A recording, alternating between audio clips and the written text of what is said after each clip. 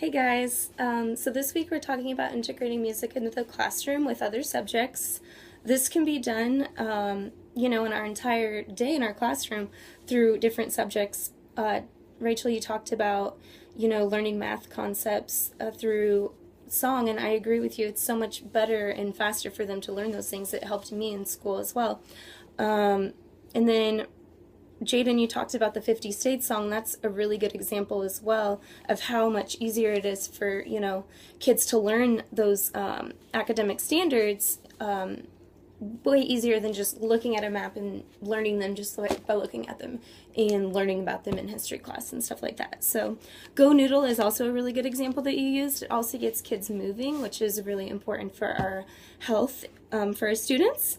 Another way that music is good in the classroom, I think, that we've talked about this semester is the way we can integrate cultural studies.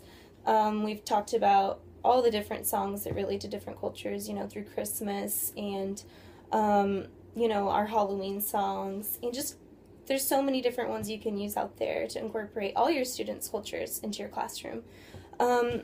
So I would focus on lyrics as poetry for the book that I chose. It's called Each Peach Pear Plum. It has a lot of rhyming words, and it's by Janet and Alan Alberg. So for this book, I would have the students circle nouns and underline their action verbs. Poetry is a really good way to get students to recognize, rhythm in the language. So it helps them with their fluency, and it'll help kids just all around understand that there are stories that they're reading and there's like a relation between all the words. So in this book, Each Peach Pear Plum, every page rhymes and it goes with the last page before. So for example, each peach pear plum, I spy Tom Thumb.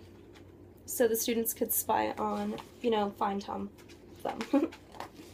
And then Tom Thumb in the cupboard, I spy Mother Hubbard. So on each page there are multiple nouns that they would be able to underline or circle, and then there is a verb that they would also be able to underline.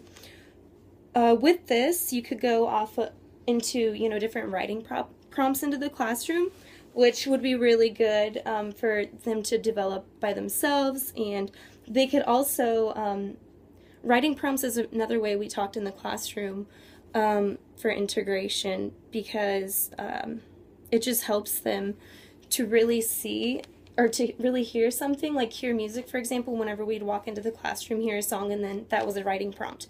That's another way we can integrate. So, but with this book in particular, I would definitely focus on the rhyming words and the word connections from each page, and then have their students develop their own, and we would talk about, the connections between the words and stuff like that. So that's it. I look forward to your video, Carly.